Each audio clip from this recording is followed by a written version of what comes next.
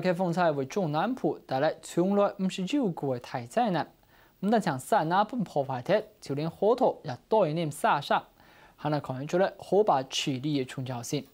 1802年，环保署所选嘅变成环境资源部，都是在为将水、地、空气、山那统一管理。或者虽然肯定安的做法，不过指出，除了机关准备之外，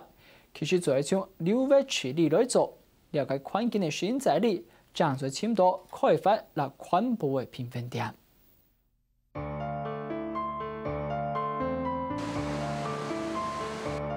莫拉克风灾带来的台风泰伊，同南部的山那、河坝做下重要农高高。3年来，三车车来来去去清河坝，但社会处理处管的河坝都已经清出25万立方公尺的泥沙。除了引进泥沙含水量提高造成的灾害，山那的防风功能每本人都依附。随着环保署提升做环境资源部的同时，本来土经济部的水利处、农委会的林务局、水土保持局、土内政部的欧洲水下水土，做下南日环境资源部来集中管理水资源。但是占率上以上用水量的农业用水，则还系流土农业部。好者认为多算水资源系集中管理，不过连蛮生态的问题，系同使用的人同管理的人两个角色分唔清楚。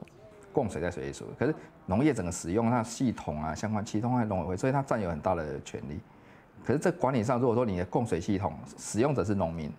或是相关的农民或相关农业使用在这边，是农委会这边主管相关使用 ，OK。可是自己供给其实系统其实应该是在水环境部，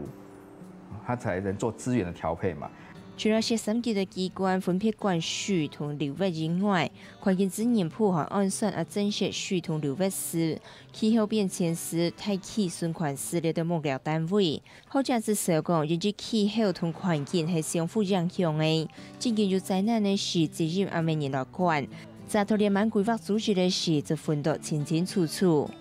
它移到整个环境资源部里面来，就是达到那个整合的这个目的嘛。所有的这个最终是听命到环境资源部的部长嘛，所以他是一个部长来管理这些的事情。对环保署到环境资源部加入安泰的水资源管理权责单位，本来就帮我个人的编辑或控编导规范界的人样，或者是讲台湾连满青线作为在慎重盘查环境资源，包含水、土地、空气列岛。